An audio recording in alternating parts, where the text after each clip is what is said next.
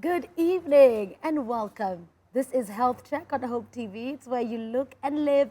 My name is Kerry Kagiri and I'm back. Now, I just want to be completely open and honest on why I was not on the show because I don't want this conversation to be hash anymore. So I felt a little bit sick and I asked for an opportunity to get tested, courtesy of course, our great team right here. And I did get tested and I tested positive for COVID 2 weeks ago. Now I underwent treatment at home and by the grace of God, retested again after 2 weeks and I got a negative result and I am feeling much better and I'm really grateful.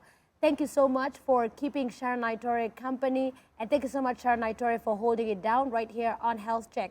Now COVID-19 is a virus, it's here with us and it's also causing many people to go through the thoughts that we're going to be talking about today. As we talk about it, let's give it a face. Let's give it a name. Let's not be shy about it. Let's not be embarrassed. If you feel symptoms, get tested. That will protect everyone around you. Today with me in studio is going to be two great ladies. You know them. You have seen them right here before on Health Check with me, Kerry Kagiri. But right now, before we introduce our clinical psychologist who will just be walking into set shortly, Jane Ngatia, we have with me on set Dr. Catherine Gitau. She is a psychiatrist. Karibu sana. Asante sana. Karibu. Yeah. People are wondering, psychologists, psychiatrists, people still don't have it together. Yeah. And so you could explain what is the difference or the similarity between you and a psychologist. Okay. Thank you very much, Terry, for this opportunity once again to be here. Karibu. I would like to first start by describing who a psychiatrist is. A psychiatrist is a medical doctor who has gone through medical school, completed, and then gone ahead to specialize in mental health or what we call psychiatry. So basically, the role of the psychiatrist is to identify mental illnesses and be able to treat them and refer those who need a psychotherapy now to the psychologist. But some psychiatrists also do the psychotherapy. So they can add up as both the psychiatrists and psychologists where they have now specialized in some psychotherapeutic interventions, though it's preferable when you have the psychologist on board. So the psychologist can come from, a field, some come from medicine, like clinical medicine, some are nurses. So based on that, they study psychology and they are able to conduct various psychotherapeutic interventions. Yeah. And we call it mostly talk therapy. That's what, I mean, just an easy way of talking about it is saying that they do talk therapy, but they do not prescribe medication like psychiatrists do. But we work hand in hand. And I think it's always good when a psychiatrist and a psychologist are working together, along with also what we call a social worker, because most of the time there'll be social issues for patients who have mental health problems. Yeah. Absolutely. Yeah. Thank you for that. And at least now you understand. So going through med school and decided to specialize on mental health and mental wellness. And I think you're in a great position to be able to answer, what is suicide? Wow. Yeah, that is a good question. What is suicide? Suicide has been defined as what I would say self-murder. Yeah, just simple term, self-murder, or carrying out an act that will lead to death, and that is the person has inflicted some harm on themselves, which is ultimately going to lead to death. Wow. Yeah, so that would be the definition of suicide. Absolutely, and we learned that this also a tragic reaction to life situations in a whole sense, and according to the World Health Organization, close to 800,000 people die by suicide each year. You can clarify this for us? Yeah. Wow. The numbers are big. The people who are dying by suicide are quite, the number is increasing, unfortunately, though this is a preventable condition. Absolutely. Though the numbers are rising, and especially in the younger population, those between 15 and 29 years, it's the second leading cause of death at that very productive age. So we can see that the impact of suicide is quite high. Absolutely. In our society. Absolutely. We want you to already ask your questions on our text line, 22232. We'll give you an opportunity also to call in as you continue to describe this. And The truth is, suicide has great effects on families and people left behind. Yeah. And I love that you've highlighted that it can be prevented. Yes. And that's a conversation we're having today. Looking forward to that. What are some of the causes of suicide?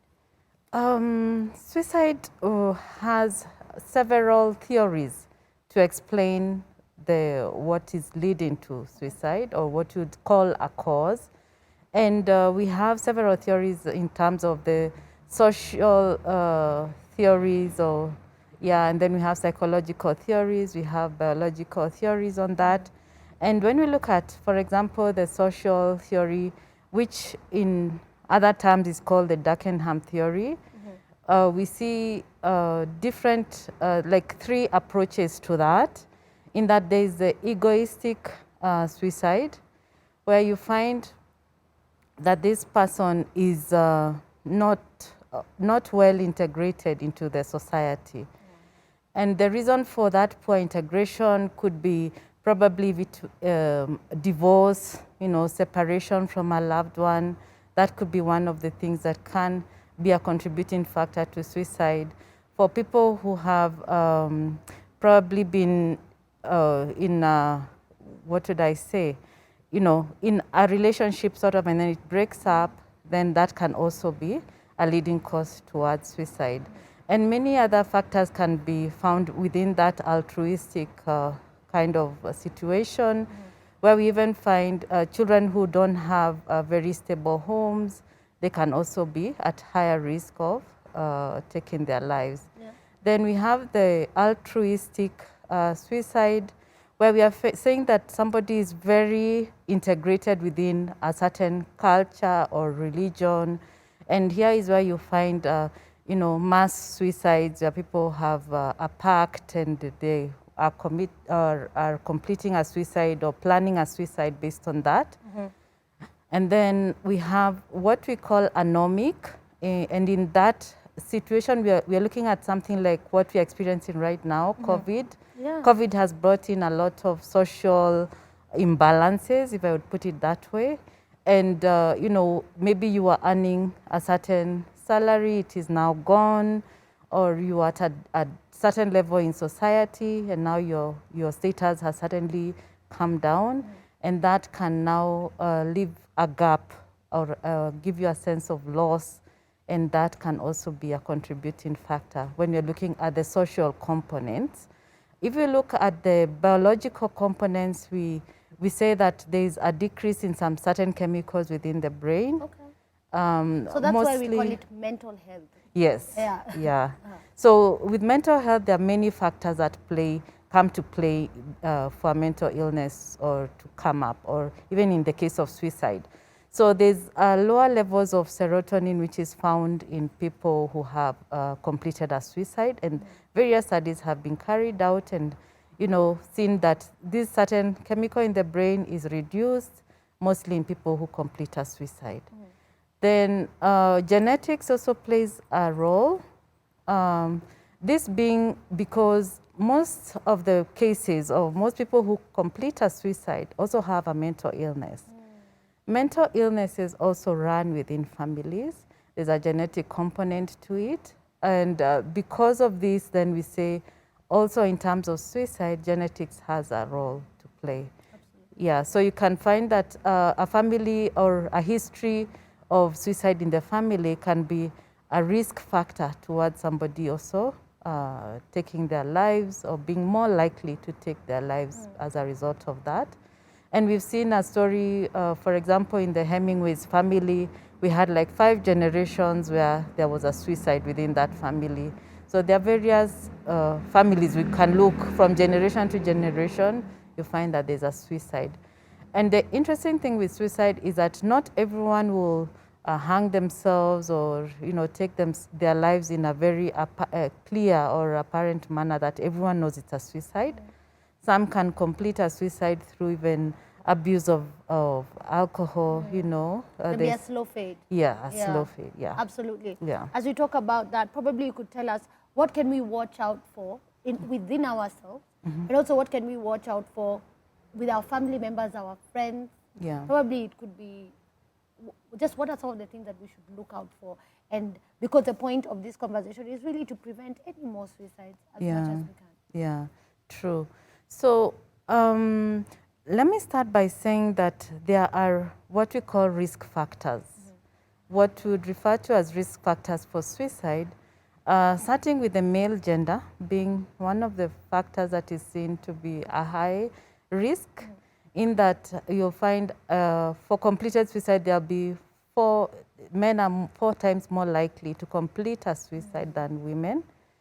Though, on the other hand, women are 4 times more likely to attempt, but not complete a suicide.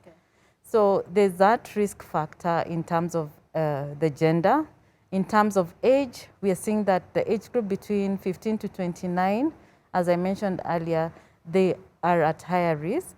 Then also in the elderly, there's a high risk of completing a suicide, especially for those elderly people who are isolated or in maybe a home and no one is really taking care of them.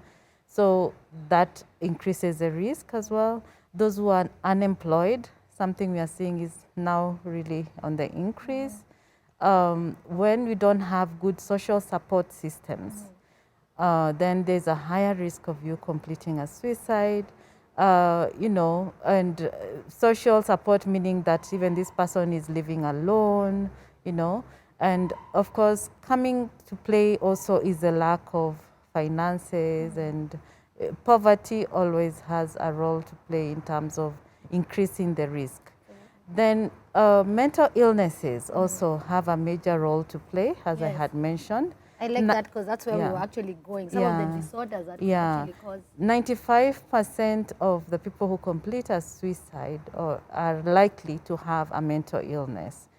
And not only something like schizophrenia can also predispose one to completing a suicide, bipolar mood disorder, dementia for some, they would rather just take their lives than live with the dementia. So all these are diseases that can predispose towards suicide. And also physical illnesses play a role as well, especially if it is an illness that is going to disfigure somebody. They've lost a part of their body, and maybe if it is a limb, if they needed to drive, they can't drive anymore. So diseases that can cause disfigurement or chronic pain, or just being told that you have a chronic illness in itself can also be a predisposing factor to that. Absolutely. Yeah. Wow. So quite a number of factors to look into that can increase the risk of suicide. Absolutely. Yeah. I would like to encourage you, if you have any of these things, you can talk to someone and you can find hope. And for us, all of our hope, that's why we are Hope TV, is actually in our God, and that He has a great plan over your life. I mean, if your life was to end, He would end it. Yeah. But He chooses to preserve you for a purpose and for a reason. And maybe right now you're part of the people who've lost jobs, you've lost opportunities, you're probably going through a lot of sorrow and sadness. But I want to encourage you just now, even as we continue, that there's a great plan and something will give. Yes. Something has to give. Sure. Yeah, absolutely.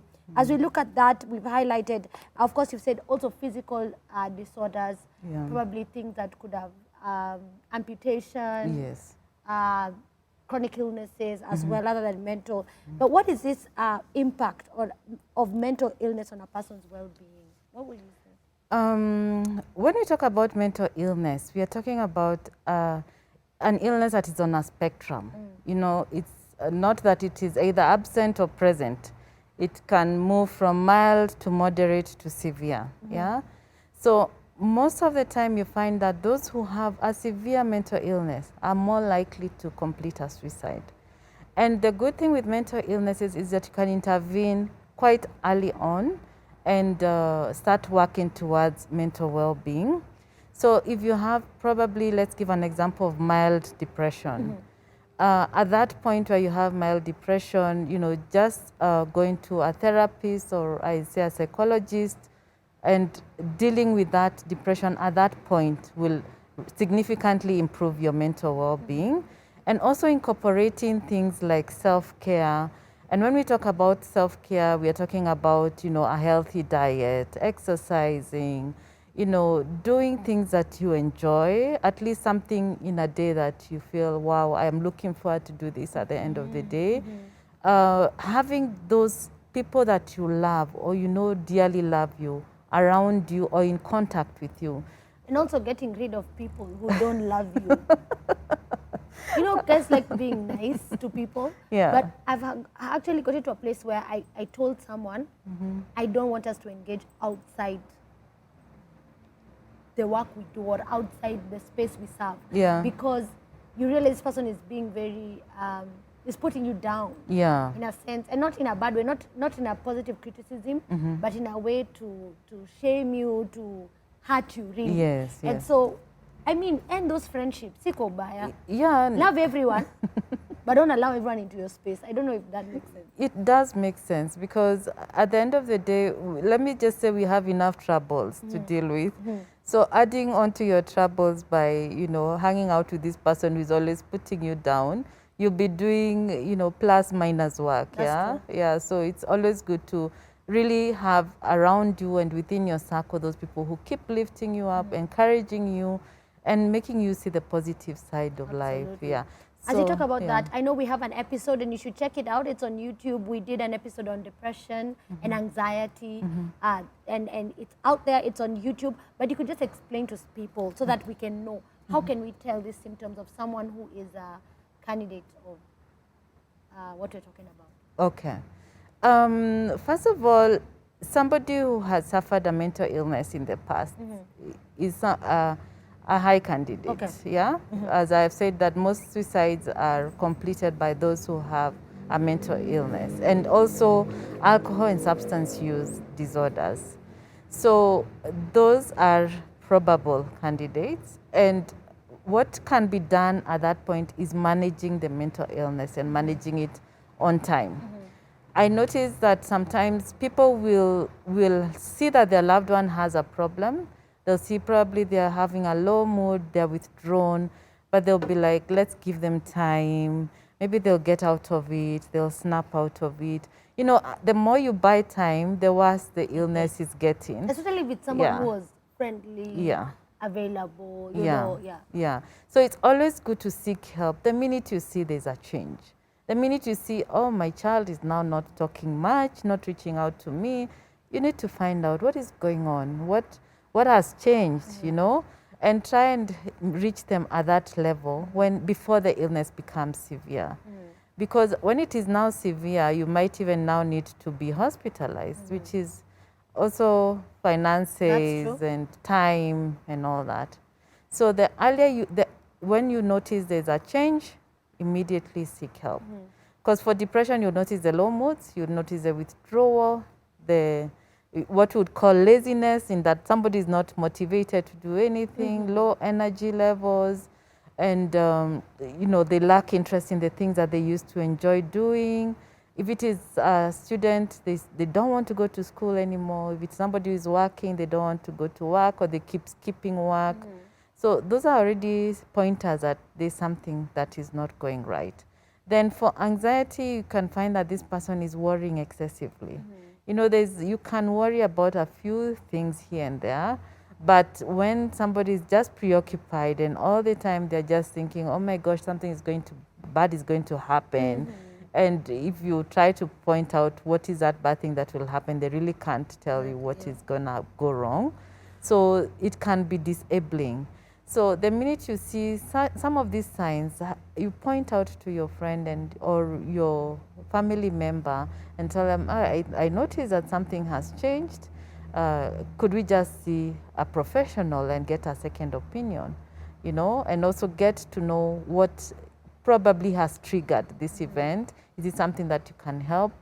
Sometimes if it is a loss of job, what else can they do in place of what they were doing before? So just finding ways to support the person, because again, you cannot deal with the mental illness only. Yes. You also need to deal with what are those triggers that have landed this person to this point. Absolutely. Yeah. Okay. So it's a holistic kind of approach, not just medication only. We need to look at the whole person. Can we pick on self? Some of the thoughts probably we have, or the things that we have that could be leading us towards suicide and we don't know. Okay. When it comes to self, I say that watch your self-talk. Yes. How do you talk to yourself? When you fail to do something, what are you telling yourself? Are you beating yourself up? Are you talking to yourself as You you can talk? say, I'm so useless. Yeah. I just dropped that thing. Or, I'm not smart. Yeah. Yeah. Yeah. So it's very important to watch your self-talk. Don't tell yourself something you'd not tell your best friend. First think through it. Would I tell my friend that they are a loser? You know, those negative self-talks are not good. And also taking care of yourself. I am repeating that again. Taking care of yourself, taking time for yourself.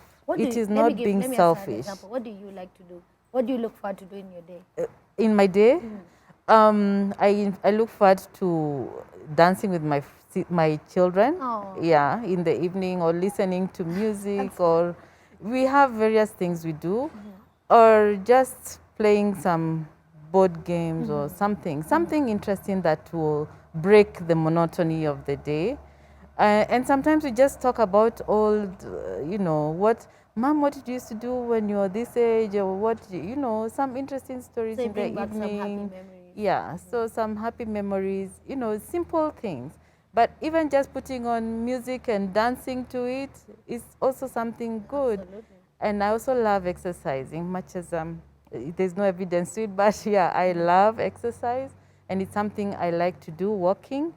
And as I walk, I listen to some motivating talk, and it keeps me going. Okay. I think for me, that is one of the things I have incorporated in my self-care, and I make sure I get enough sleep, much as the time is, there's a lot of demand on time. I How much is value my enough sleep. That one you would know by how you respond. At what point you wake up in the morning and you feel refreshed? Yeah. So for me, I would say up to 6 hours, nothing less than that. Okay. Yeah. Less than 6 hours might be on the lower side. Yeah. So 6 to 9 hours works well for me. And yeah, I said about exercise, and having time with my loved ones is something I really enjoy doing, and doing something interesting over the weekend that keeps me excited. Not necessarily expensive, but something to keep the joy. Yeah. Yeah. Absolutely. Yeah. Today's conversation is on suicide, and we are just dissecting how we can be able to support each other, because we realize that suicide is preventable. Yes. And it's something that we can create support. I will be asking Jane Ngatia, just as she joins us on set, really how we can be able to give talk therapy to people, because it's a skill we can all learn before the people come to her, before we refer them to you and to her. Just one more time, who do people go to first? Do they come to you, or do they go to psychologists? Some people will first come to the psychiatrist, and after the psychiatrist has done the assessment, if there's need for treatment, the treatment is initiated, and you refer to a psychologist for the talk therapy. Sometimes they start with the psychologist, they review them and see there's need for a psychiatrist, they refer to us. So either way, it works. Awesome. Yeah. It is a health check. It's on Hope TV, where you look and live. I'm really grateful. Jane Ngatia, thank you so much for joining us. So colorful. Thank you. How are you? I'm fine. I know you got caught up, kidogo. Everyone is trying to get home before curfew. I'm breathing out. I'm just starting And you to are right breathe in the out. middle of the road. Yes. Karibu sana. Thank you. The conversation, of course, is on suicide, and you've met a psychiatrist before. Oh. With us, just joining us on set, is I would call her our resident psychologist, clinical psychologist, Jane Ngatia. Thank you so much. Awesome. As we continue, we're just looking at some of the suicide related to impulsiveness. Yes, you can say there is some impulsivity to it. For some people, they actually do plan it, and for some people, it is on impulse that they will complete a suicide. But most of the time, you find that there is an actual plan before the attempt of the suicide. Yeah. But the sense of the impulsivity comes in now when we look at the younger age group that is completing suicides. At that age, we say the tendency to be impulsive is there. Again, when we talk about mental health conditions such as bipolar mood disorder, the tendency to be impulsive is also there. And some personality disorders that are associated with completing a suicide, such as borderline personality disorders, they also tend to be quite impulsive. So yes, for some people, there is a tendency to do it on impulse, while others actually do plan for the act. They even have a will. Others will give away their items before the day itself. Yeah. Absolutely. Yeah. As we talk about this, Jane Ngatia, you can just help us here, because we've talked about being able to see the moods, being able to read. Someone who used to be so active, used to be clean and tidy, all of a sudden they're not tidying up. They're not being social, they're not coming down for dinner, and all these things. When we see that, what are some of the things we can say to these people, probably, just as a mitigation to the prevention of the same, before introducing them to either you or Dr. Catherine? Yeah, that's a very important question, because we know that suicide is always a crisis.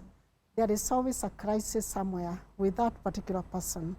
So the first thing is to try and delay that person from taking any action against themselves, because ideally they want to terminate their own lives.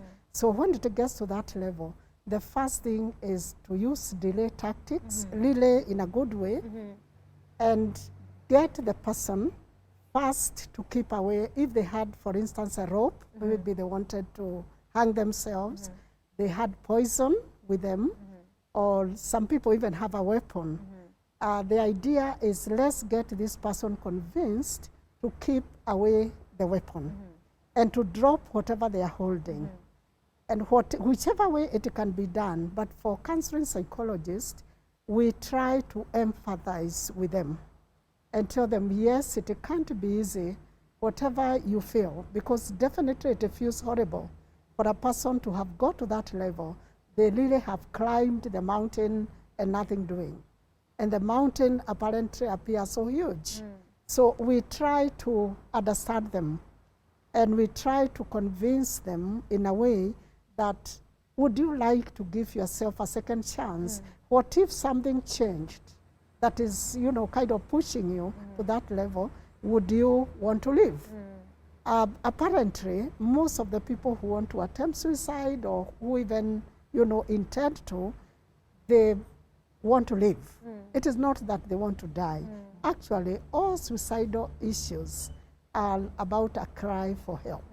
And if that help can come by, then the person will hopefully give themselves another chance. So that is one way in which it can be done. You highlighted that, and earlier we looked at a statistic where men are 4 times likely to complete a suicide, while women are 4 times more women attempt. And so this is the issue of talking. Men sometimes are closed, they can't talk. What are some of the tips you can give us, probably, to get someone to open up and talk? Well, very important question again there.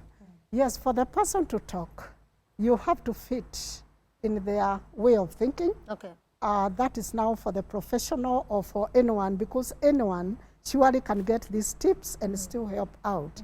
So the idea is to get them talking. And how you get a person talking is first to let them know that you understand the situation cannot be easy. Yes. And you also find out, would you want probably to give yourself another chance? Would you like to reconsider what you're about to do? We don't quite tell them that we want to stop them. Because when a person is determined to commit suicide, they really do not want to be stopped. But if help comes and they can see the sense in what the person is telling them, they will definitely delay the action. And in that process, the person will be talking, because it's very unlikely that you talk to someone who can hear and who can plan. In most cases, people who plan for suicide, they have their cognitive functions stable. They are able to think right. And that's why they are able to plan. So a bigger percentage of persons who have suicidal ideations, they are able to reason, they are able to talk, they can talk back, they can be able to answer a question when they are asked, but the questions should be brief and to the point. Like, would you like to give yourself a second chance? The ways, probably they may say yes or no. Yeah. If they say no, I still follow through. Yeah. What is it Tell me that why. really, Make me yes, understand why. would you like to tell me what is really horrible about this? What if we are able to remove that piece of, you know, cut it off in a way? Would you give yourself another chance? And they are all chances that the person will get to a level where, as you talk, you are still delaying that behavior, and you are also distorting and influencing their way of thinking. Absolutely. Yeah. Thank you. Today's conversation is quite intense. We'd love to hear your statements, your comments, probably what you've been through in the same directive. What questions do you have for our psychologist and our psychiatrist? We have clinical psychologist Jane Ngatia with us and psychiatrist Dr.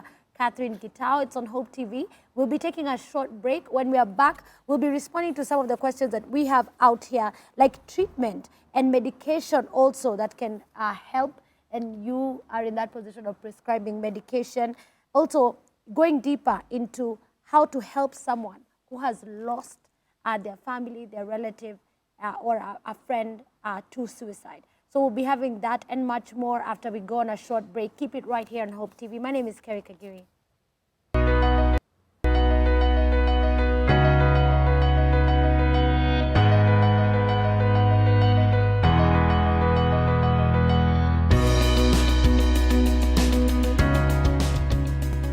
Welcome back to Health Check on Hope TV, where you look and live. I'm really glad to be back. Now, some of the things that we've been discussing are on the topic of suicide, and I don't want anyone to get worried. But when I got my COVID results that I was positive, I really felt very discouraged. And I saw probably days that I would never be able to do this ever again. And so everything looked a bit bleak. And those are some of the things that we've talked about with our psychiatrist in studio today, that you need to manage your thoughts, because your thoughts can take you wherever it is. They can just wander. And I was thinking, what if I'm never able to do radio? What if I'm never able to, you know, have like, my life is over, you know? And I'm like, wait, no, it's not. It's just a positive COVID result. But because of the trauma around COVID and the hush that is going on, and that's why I decided to give COVID a face and be confident. Say, you know what, I got the virus, I was treated, I am still trying to keep my, what do you call it, like my vitamins. I'm on vitamins, I'm even on cod liver oil, like everything to be healthy. I'm trying to do junk food once a week, you know, just living as healthy as I can. But, you know, that's for the heart, yeah? You agree? Yeah, sometimes it's for the heart. Happy. Just like a box of dark chocolate for the heart. It's not for the body, you know? And just trying to be happy and talk about it. Because for me, it's giving me hope when I share and tell my own story. Many people knew, even some of my colleagues, they knew, but they were like, Kerry has COVID. So it was, no one was saying, what do people asking, where is Kerry? No one is responding. That's what happens. But most Kerry of the has times. COVID. It's a virus. I didn't go look for it. So I can say one of the things that can really cause mental illness, and I can imagine someone who is not able to speak and be confident and say, this is my current situation. This is my pain. I feel discouraged. The pain, sometimes you can't move up even of bed. You're trying to breathe. Your oxygen levels are low. There's a time my oximeter was at 86. I'm like, goodbye, world. Bye. And, you know, you're at home and there's no one there. So this is what we're talking about, and just having experienced it in real life. I want us to discuss much more. We talked about, when we come back, some of the ways we can encourage others. But right before that, we'd like to pick up some of your questions on our text line, 20, no, that's for TV. 22232 is for TV. 22232. I'm holding the text line. You can go ahead and ask your questions. Our call line is also open. It's on your screen. I'm hanging out with two beautiful ladies. It's an all-ladies set today. And definitely with me is Jane Ngatia, clinical psychologist. And you can just tell us where you practice and just say hello to the viewers. Yeah, beautiful. Yes, my name is Jane Ngatia. I love my job, and I love God, who takes care of me every day. Wow. And I practice as a counseling psychologist in Nairobi, the capital city of Kenya. My office is near Jipanji Gardens in a building called Summit House, third floor. That's where we are. And we help people, including those who feel like life is almost like lost on their side. So we love what we do, and I believe God has given me a job to do. Absolutely. Yeah. And Dr. Catherine Gitau, psychiatrist, please share where you practice and how guys can get to you. Okay, thank you. As you've heard, my name is Dr. Catherine Gitau. I practice in 2 different places. You can find me at KMA Center, Block E on 5th floor. Alternatively, you can find me at Chiromo Group of Hospitals, the new hospital at Modangari Drive. That is Modangari 37 on 2nd floor, and my office number is 211. Awesome. Yes. Awesome. Get in touch if you need support. Someone says, hi, Dr. I lost a family friend almost 2 years ago due to suicide. He was in his early 60s. He was sick, and when we all thought he had recovered physically, he died by suicide. Why did it happen? It still hurts. Okay. Oh, that's a very, she's bringing out a very important thing, that most people, when they're leaving hospital, probably been diagnosed with a chronic condition, and you feel like they're getting better. The first 2 weeks after discharge, we say are very critical, in that some people at that time are likely to die by suicide. And also just visiting a physician. You know, most people before they die by suicide will have visited a physician within 2 weeks before they pass on. So I wouldn't know what diagnosis they had been given. May have been a contributing factor. Probably were they dealing with chronic pain that they felt that they could not live with it any longer. Were they given a diagnosis that they felt that was too much? At 60 years again, was he a widower, or was he isolated, living alone? You know, there are many contributing factors at that point in time. Was he starting to lose his memory? Because then again, dementia also can play a role in that. Was he abusing substances? All these things can contribute towards a suicide at that point in time. Again, suicide, once you lose a friend or a loved one to suicide, the grieving process is quite different. You know, it's a point where you're both confused, you know, and angry probably at the person who has died, not understanding why did they not tell me about it, you know, and probably there'll be an aspect of blaming self. And to me, that sounds more like it would sound like a disenfranchised sort of grief, in that they still feel the pain even now. And for me, I would advise that they seek the help of a psychologist to help them through that process, and to help them through the process of accepting, you know, that loss has happened, and even be able to open up and talk more about that particular death, so that they can be able to deal with it. Absolutely. Yeah, and most of the time you find within the family, no one wants to really talk. So that can also be a space where talking about the death by suicide is a bit difficult. So seeking the professional help would really go a long way in helping them heal and move beyond that. Very important pain. thing you've highlighted. Yeah. Also, just like COVID, suicide is one of those hush-hush meetings, you know, died, buried, gone. Yeah. There's actually a funeral I went to, they said, if you have any questions about how they died, come and ask us. And you're like, Yes. I know. I'm not going to walk up to you and ask you, but this was my desk mate. So perhaps it would be a platform for awareness. While I've been in another extreme, where the pastor talked about it and he said, ini mashetani. Ini mashetani. And you're like, it's a mental illness. Yes. Something had affected me. Yes. And so, really, we have a lot of awareness to do. Let me read one more question, and then we can get back to our very own questions. And our call lines are now open. You can call us with a comment. You can call us with a question. You can call us if you need help. Call us. We are here, and we are all about your business. Hello, Health Check. Is suicide inherited? If so, how can we prevent it? Both of you can answer this, but I can start with you, Daktari, and then come to... Okay. Okay. I would not put it as it is inherited. You know, when you inherit something, it means you definitely have to, have it. So no, it's not. I inherited this piece of land, Yes, so yes, it is I mine. have it, it's mine. Yeah. So what I would say is that there's a genetic predisposition. Okay. In that... is it to suicide or is it to mental illness? To mental illness, and also with that comes the suicide. Okay. Yeah?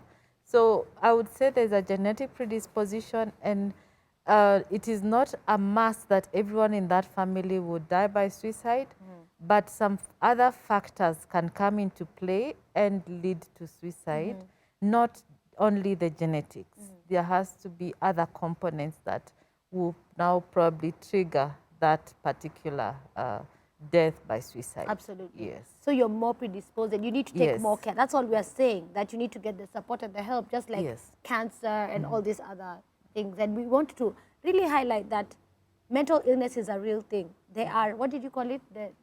What we have in our brain that could be... The neurotransmitters, the chemicals that are It's more or less. balancing our hormones. Okay. They are less. I Okay. mean, our mood, Our mood. Yeah. our behavior. Yes. Yes. Okay. Yes. As you respond to the same question, and probably you have the comment on the same, we have talked about this, but I'd like you to go deeper a little bit on the risk factors for suicidal thoughts. Oh, that's a good one. And based on what Dr. Catherine has said, yes, persons can be predisposed. And the fact that a person may die by suicide in one family and another follows, or a cousin did, then here comes maybe a brother or something, that makes people, start to think that probably suicide is inherited. But some of the factors, like those predisposing, persons who are more vulnerable to depression are probably more likely to develop the suicidal ideations and eventually may die by suicide. But also, behavior can be learned because people learn that, oh, this seems like an escape route. So-and-so did it and they got away with everything. And in some people's minds, they may develop that idea. But again, there are people who have lower tolerance, who may not be able to hold issues of like loss. If they have lost something, like even a job, most of the people do and they sail through, but there are others whose tolerance range is below the ceiling, below the normal, and they are not able to hold that kind of loss. Issues even like divorce, separation, for some people is a big nightmare. They don't know how to negotiate, to relive their life, or to restructure their life. Other issues that can be traumatizing, losing a body organ, losing one's own health is still a nightmare to some people. The fact that they have to be amputated maybe on their legs or arms and all that, the fact that they have to go through a painful operation that never got rid of the disease, all those things can, different people respond differently to all those factors. And so the factors that may lead one to dying by suicide are just as many as people's ideas are. And probably the important thing that the psychologists look for is what could be the underlying factor. Because all the times it's about the underlying factors. Could be one factor, could be multiple, and then explore on those so that the person can be able to restructure their lives. They can live without whatever they lost. I mean, it's over. So that is what is very, very important. Absolutely. I think the one thing, and I like that you said that because it's like a copy-paste. Like those are actually the issues and just life issues and life problems. But how about people who have been victims of abuse in one way or another and they've never sought help? Could you talk about that? Yeah. It is very important that when a person goes through a traumatizing event like abuse, particularly sexual abuse, even domestic violence, some people get so traumatized in a way that they get grounded. We call it stuckness. So they get stuck completely. They'll be waking up in the morning, going to work, look like they are fine, dress up well, like we have dressed over here, and go about their business. But up the stairs, in their psychological world, they are completely non-operational. They are grounded. So such things will also cause low self-esteem. So abuse and all that will work on a person's self-esteem, and once our self-esteem is down, hitting the rock bottom, that is already a predisposing factor. It's actually a facilitator, it's a catalyst, if you like, that will probably lead the person to thinking life is worthless, it's hopeless, it's all despair, and no need to struggle for anything. No need even to struggle to get out of the pit, as it were. I mean, they sit there, and before we know it, bad things have happened. Yeah. Absolutely. What are some of the do's and don'ts that we can learn, even now as we do this, on helping someone who is contemplating suicide? Okay. I would start by saying that, number one, don't be overprotective, and don't be underprotective. Also, think about what you're thinking in terms of that person that you're trying to help. Because some of the ways that we respond to somebody who has thoughts of suicide or plans of suicide is that we can tend to be overprotective, underprotective, or very critical of them. And in some cases... That's the last thing someone needs. Yes, or in some cases we just completely don't want to help. We just want to get out of that situation. So having in mind that these are reactions that can happen when you're faced with that is the first thing that I would say that you need to be aware of. And then once you're aware of that, then be also aware that this person is at this point because they have exhausted all their means in terms of how to deal with their current situation or predicament. They have reached a point where they feel that this is a solution, this is an actual solution. So do not underplay this that they're thinking about, but at the same time, bring them to a point where they're able to reason with you and start seeing life differently, and to the point that now they're willing to even seek help. So for me, don't underplay the fact that somebody is actually seeing this as a solution. You know, there is some people dismiss it and say, this one is just talking. You know, just get into their shoes and see that for them, they actually are at the lowest point and they need help. Is that the word empathy? Yes, that is the empathy that needs, you need to be empathetic and get them the help, and not necessarily sympathetic. You know, sympathetic, then you'll not really be helping. That's true.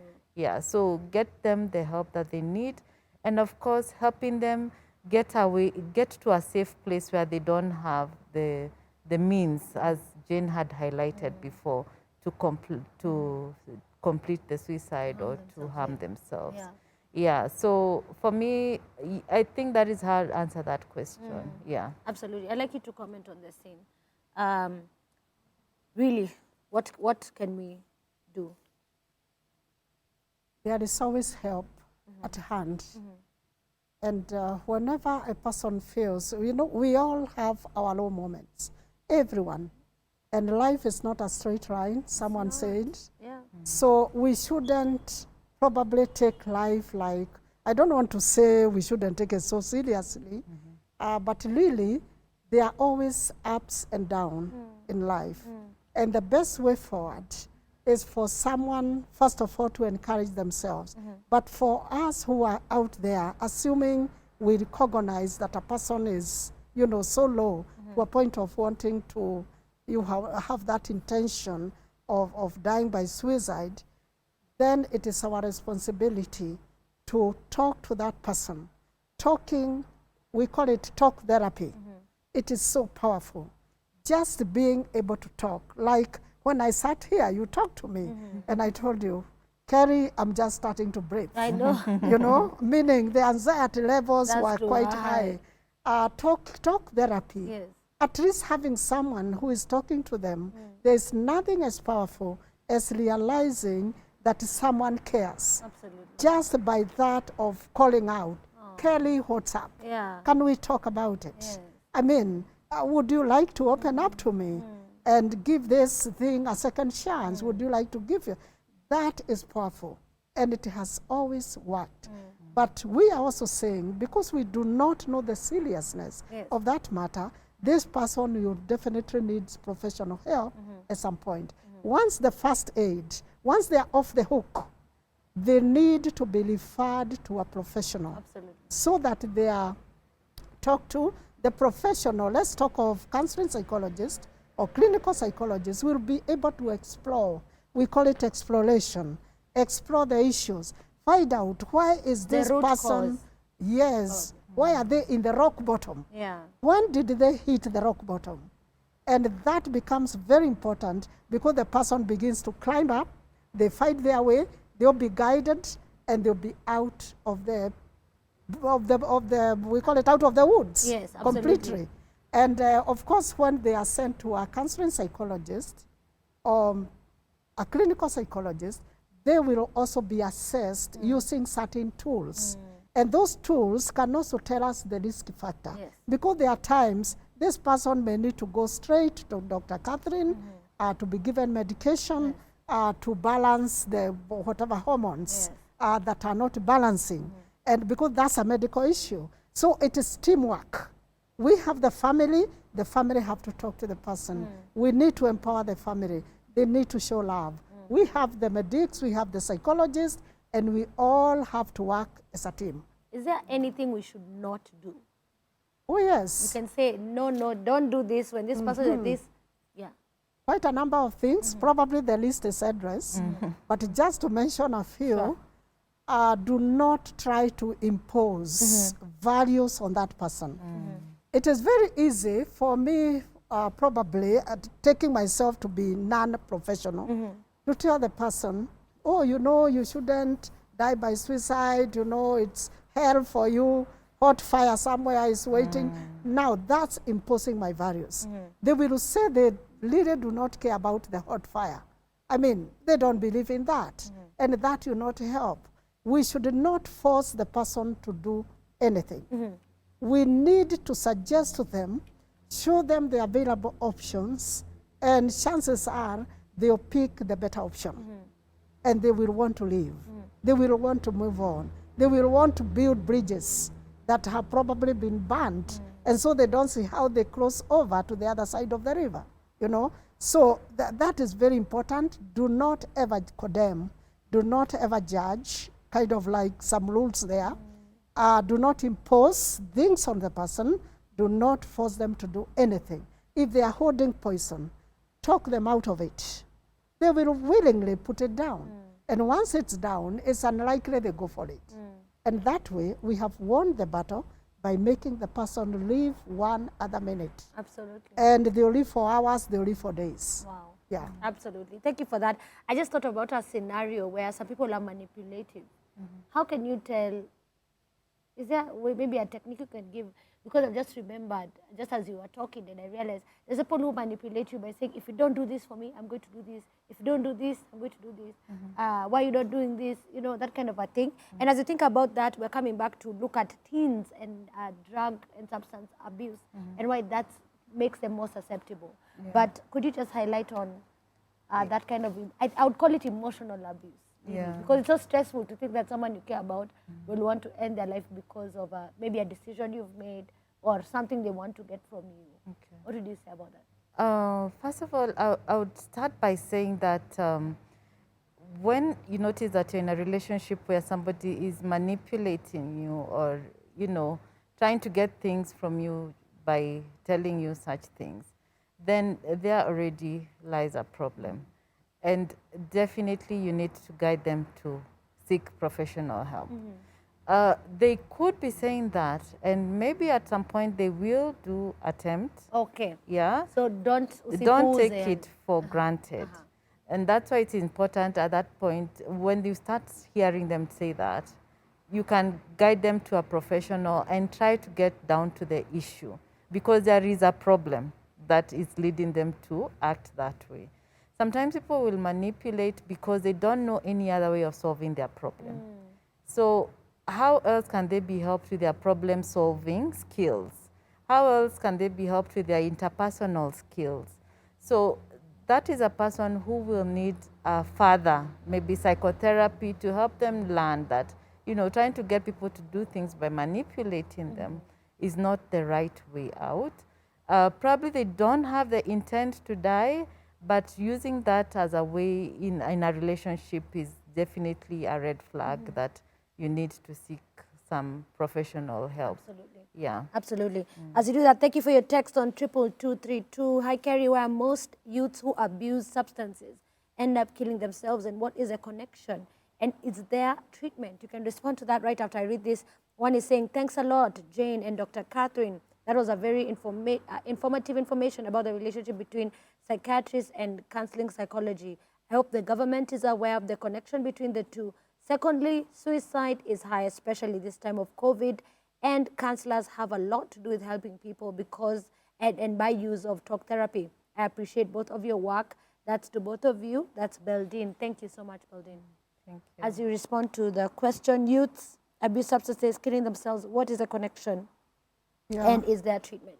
That's a very good question. First, I would start from the back. Yes, there is treatment, there is hope, and the situation can be managed.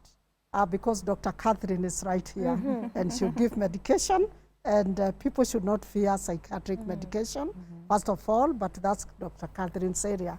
Okay, on my own view, or in my own view, I would like to say that there's a very strong relationship between substance abuse or drugs abuse, popularly we call it, and that suicidal ideation or intent. When people abuse drugs, many things happen, particularly the hard drugs, and their brain chemistry changes, affects the hormonal balances that Dr. Catherine had highlighted, the neurotransmitters. And once that happens, it's like the drugs take over the operations of the person. And that also sometimes have a direct connection with the self-esteem, a person's self-esteem. And once our self-esteem are, kind of washed away, that is the start of the problems. Because we are pushed to the level where we feel we don't like ourselves. And we hate everything about what we do, and we feel horrible, and we feel hopeless. So actually drugs are a very powerful catalyst, if you like. It's a prerequisite to that sense of hopelessness, helplessness, despair, and worthlessness. And once all that ground, then it builds the mountain of there is no need of doing anything. And of course, drugs have a way of causing guilt. When a person realizes the havoc they have caused, so to call it, to the family, to themselves, the wasted time, the wasted resources, of course, society, they have no social relations and all that, it feels horrible. And that guilt can also push a person to feel, why don't I as well get myself out of this world? I mean, out of their sight, so that I'm not the talk of the day. So all those things are a combination. So the most important thing, let's avoid drugs. The youth is not cool at all. It's not. To abuse drugs.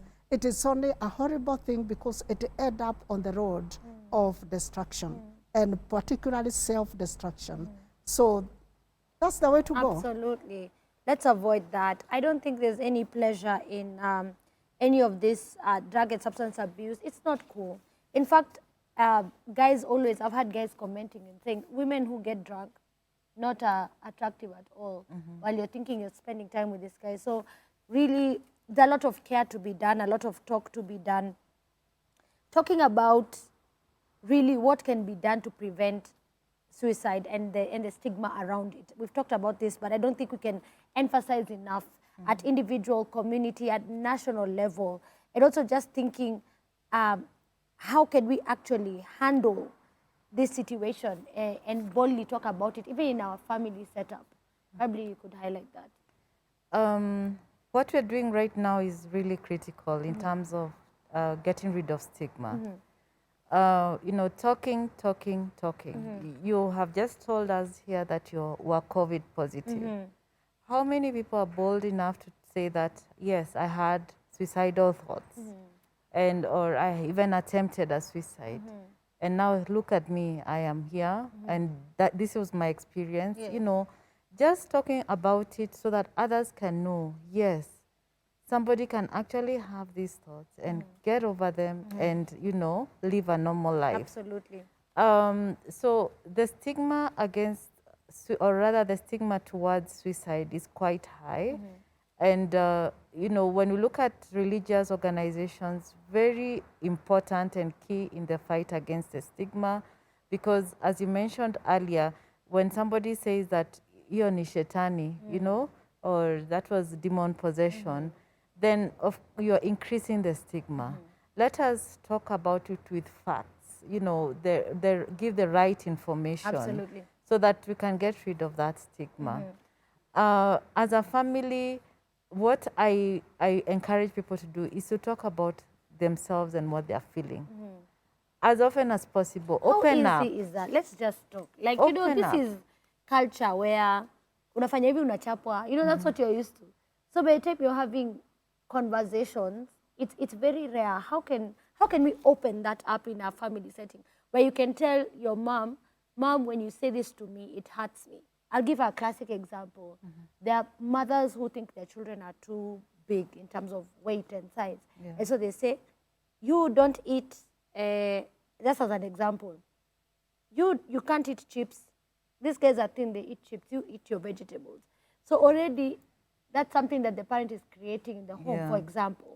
And so this person is already building resentment. They're like, no one will miss me anyway. I'm the fat kid or whatever word. I don't like to use that word.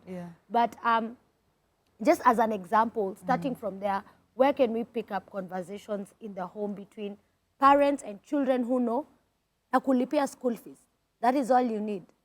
Yeah, and that takes me now down to a very key issue, which is parenting. Because from what you're saying, this particular parent would be saying that needs some parenting classes. Yeah. And parents actually go to parenting classes? No, if as religious organizations we organize for that. I've actually been to a parenting class myself. It took a few Sundays. Before baby dedication. I think that's what the big guys go through. Even after I still went, you know, with each child it's sort of different. So you can keep going, you know, to even refresh your memory. So for me, I feel parenting classes is one thing that everyone should, as long as you're going to be a parent, just go and do it. Just the same way we go for marital counseling before you marry. Premarital counseling. So the same way, parenting classes are critical so that you can know how to communicate with your children, how to discipline them when there's need for that, how to spend time and give them instructions and give them the right instructions. And being open with your children to let them know that even you experience some downtime sometimes. Sometimes I also feel depressed. You know, there's no shame in saying that. Sometimes I go through some very difficult situations. I really don't know what to do. And, you know, letting your children know that, yes, it's okay not to be okay sometimes. It's okay not to be okay. Yeah, so, and to open up when you're feeling that way. When you train them from a young age, then even as they get to teenage, they'll be happy to tell you what is going on in their life. And you'll be able to identify when something is not right. And the earlier you identify, again, the better. Absolutely. So keeping those communication channels open is very key. Yeah. Absolutely. I like that. As you also comment and we prepare our final closing remarks, I don't know where time has gone. Let's talk about toxic masculinity for a minute. Men don't cry. Men are never sad. Wake up and work. Why are you broke? You'll never get a wife. What do you think? What's wrong with you? Who raised you? Are you in this family? What do you have to show for all these years? Tumekusomesha una kazi. Let's talk about that. Plus. The things I hear, I'm like, are you God? I know. You can count that. Even that child you didn't create, God gave you as a steward. Anyway. And this thing of gender discrimination, first of all, I would like to give it a name. Okay. That is kind of gender biases. Absolutely. Because who said that men don't have emotions? It's more of a cultural thing where a man is looked at and is like, you must be strong. You are the head of the family. Yes, that we accept, I do. acknowledge as a head of the family, even in my house, but who said he doesn't have emotions? He's not a superhuman. He is human too. And it is wrong for that assumption to be carried around in society. Well, I'm saying there are certain cultural assumptions that need to be dropped with immediate effect. Drop it. Yes, because that is a way of oppressing. And that's why initially we pointed out here that men are more likely to complete, to die by suicide by virtue of it has been completed. Why? Because it's assumed. They shouldn't say that they are feeling pain anywhere. You know, they have nerves. And those nerves kind of sensitize them into feeling pain. And so it is important also for men not to accept that backseat when it comes to emotional involvement, when it comes to feeling bad about a situation, about something, even feeling depressed, even feeling anxious. I like it when a man starts up and say, oh, I feel anxious. Well, if they are Christians, I tell them, okay, thou shalt not be anxious about anyone. Yeah, Philippians 4, Yes, 6 to 7. thank Do you, not Carrie. be anxious for anything, but in everything by prayer and supplication with thanksgiving, make your requests made known to I God. had not memorized that one. I will from today. So now, filling that gap, Amen. because it shows you are human Yes. and you are not beyond the problems of this world. Together, we can make it better. It's a matter of complementary relationship. It's a matter of, you know, holding the other. Whoever is down need to be held up to climb the next stair. So the issue of men should not cry is a wrong assumption. It is actually an oppressive assumption. So if anyone, any human, will go through problems in this world, it's only that gender roles are also defined in a way that this one need to be tough so that the family can stand. But who said the man does not need the support of the family? And I think that is more of an African mentality than anything else. And it is important because now we are in a new predisposition. We are in a new era where we are discovering things that we are all human and we can all suffer the same fate. So it's a question of supporting one another. Absolutely. Yes. Let's talk about where we can get help as we wrap up. Where are the sources of help? I see all the time when I Google, I see, what do you call it? I see like, call this helpline for free if you're feeling this way. In Kenya, do we have any sources of help?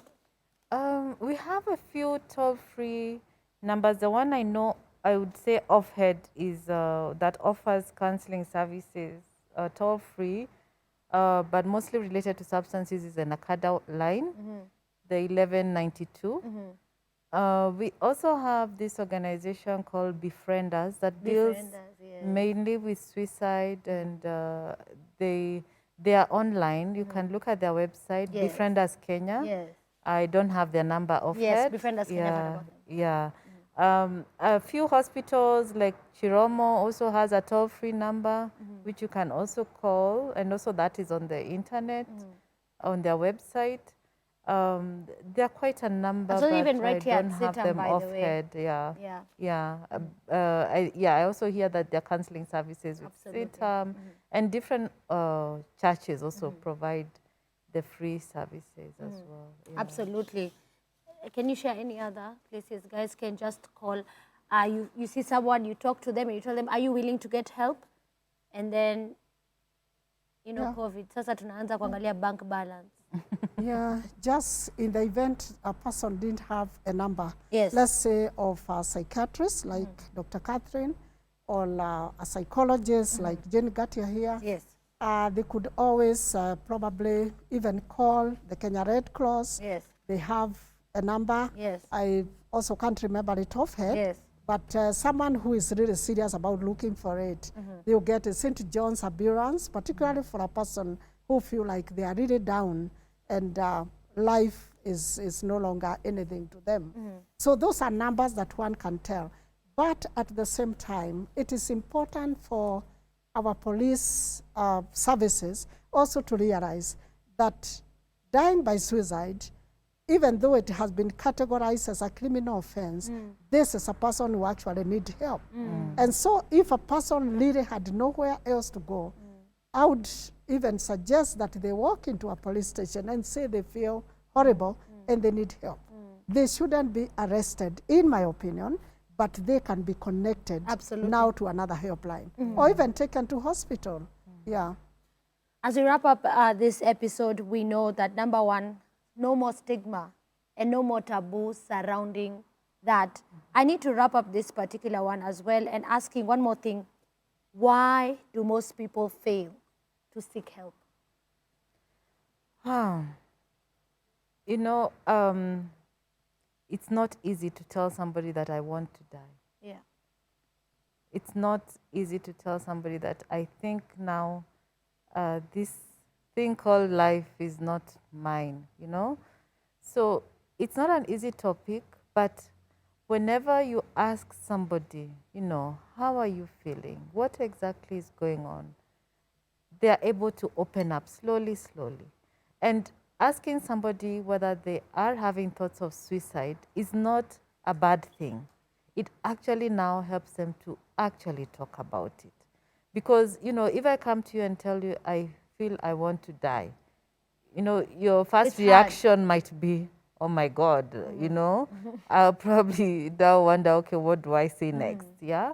But it is something that if you're able to let somebody just tell you about it, or somebody, a friend of yours, when they notice there's something wrong, they ask you, then you're able to open up.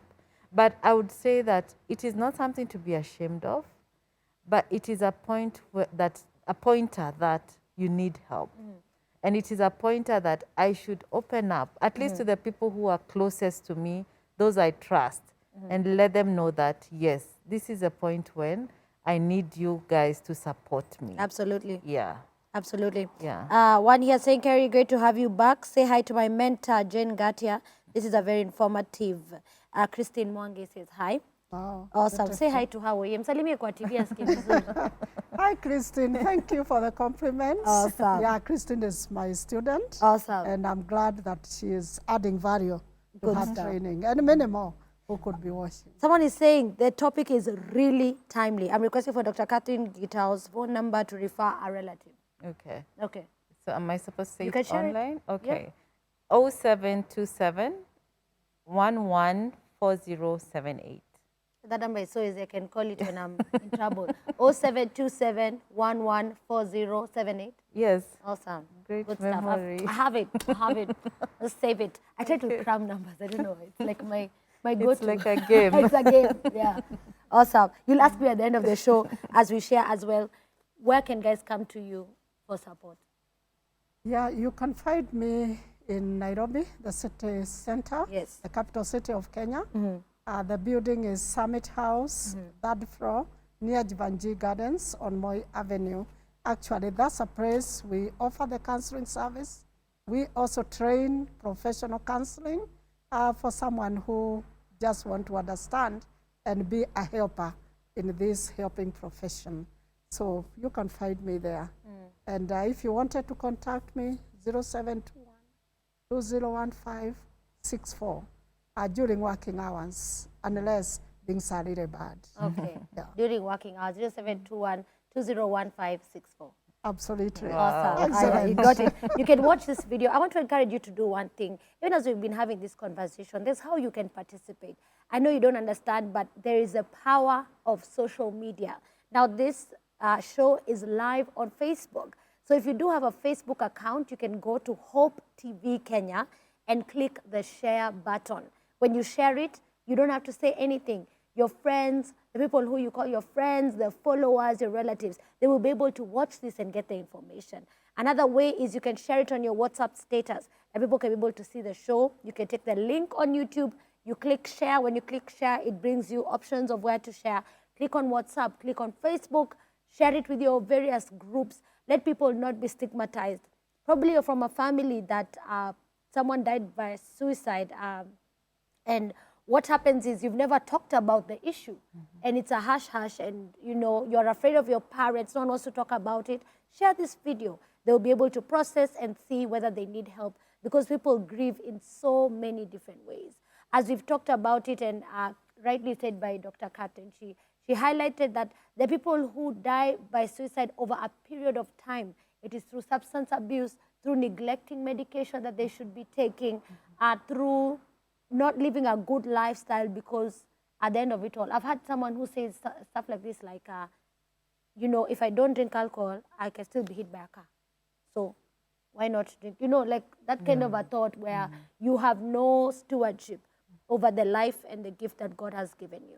And also we've highlighted that this is a medical and a mental illness, and you need help, and there's help. That's why people like Dr. Catherine go through med school, all the, how many years, 5 years, 6 years? Up to 6 now. 6 years, and then you specialize in psychiatry. Another 3 years. What? Yeah. That's my whole life. You know? So Dr. Catherine has got through that, doing 6 years of med school, 3 years of specializing in psychiatry, because our minds are very unique and they can get sick. And it's okay. I want you to give you a minute, even as you give your closing remarks. I know I've said this, I'm like a pastor, I'm concluding 300 times, but it's like God has added a little bit more time. You have 2 minutes each. Talk to organizations. How can they support their staff members during this, as you give your closing remark? Let me start with you.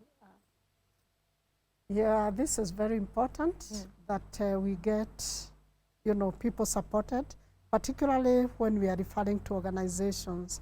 These are people who are together, they have a common goal, they are working, you know, towards certain achievements. They need to be encouraged, they need to be talked to, even inviting psychologists or psychiatrists to speak to them, to encourage them, to give a message of hope. That is very, very important, because this is a period of time that is passing, and so many people will actually feel distressed. And we are going to have another group of people who are going to be depressed. If care is not taken, we need a lot of support, wherever it can come from, but more so for people who are working in an organization. It is easier even to invite someone to give them a message of hope and encouragement. That is absolutely very important. Other than the salary, we need the money, but we need hope more. We need to feel that there's a tomorrow is coming and it's better than today. Absolutely. Yeah. Yeah, without hope, I mean, that's really hard. We always have to have hope. What is your closing remark on suicide? Encouraging society. I'm speaking to Kenyans and probably the international community that suicide is a mental illness. We don't need stigma around it. We need support more than stigmatizing the person. We need to find out what's their issues. We need to refer where we can, and more so give them hope.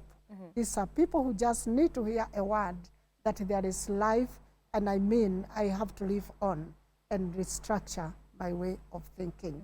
That's for Kenyans, but if you allow me, Kelly, 1 more minute, Sure. I will talk to parents.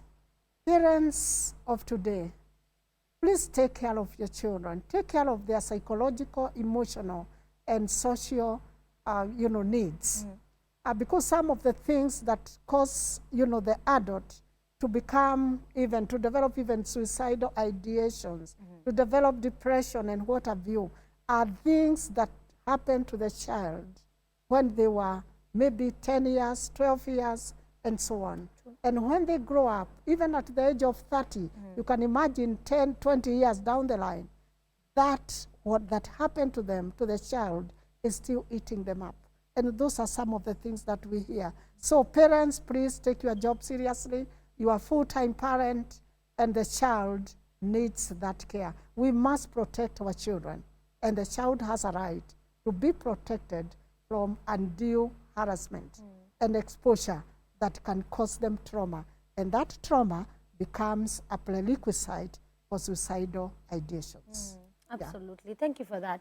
What is your take on the same? And even as you say that, someone asked me, are you sure you want to be a parent? Because it's a lot of responsibility. And people never think about it. It's like, I'm an African, I'm a woman. If I don't have a child, families will ask, but are you ready to actually take up the role and do it well with the help of God, of course? Anyway, your closing remarks. Okay. My closing remarks. Suicide is preventable, as I had mentioned before. Yes. We can support each other. Let us be each other's support. You know, in our traditional African society, there were very good support systems. As parents, let us provide support systems for our children. Sometimes children will not open up to you as a parent, but they can open up to an aunt, an uncle, you know, a cousin. Don't lock out any support systems for them, but you ensure, of course, those are safe support systems for them. So ensuring that there are good support systems for their children, that is really key, especially for the youth, because they really are choosy as to who they can open up to. And then providing avenues for them to keep talking about what is going on in their lives. You'll be able to pick up any issues early enough. And that way, we can prevent the suicide. Love it. The young people have good support systems for each other as well. Be there for each other. When you see a friend is really going through something, don't just hush. Reach out to them. What is happening? Even in organizations at your workplace, when you see a colleague is really down, reach out to them, talk to them, ask them to tell you what is going on. And that way you'll be able to help them early enough, as opposed to just talking about it. And some of the signs you might see is that someone will start taking more alcohol than they used to. Some will start skipping work. You know, there's some few things you can be able to pick, and then now you ask, what's going on? Or maybe they're not meeting their deadlines as they used to. As opposed to going, you know, on attack mode, find out what is happening. And that way you'll be able to reach out to somebody early enough. Absolutely. Yeah. Thank you so much, ladies, for your time. I mean, we can't completely exhaust this. Share the video. That's your responsibility. Dr. Catherine Gitau, she shared her number earlier. You can rewind. This video is available on YouTube and Facebook. And also with us, obviously, I'd call her our resident clinical psychologist, Asante Sana Jane Ngatia. Welcome. Have a lovely evening. God bless you. Keep your hope alive. That's the best thing you can do for yourself. Bye. Bye.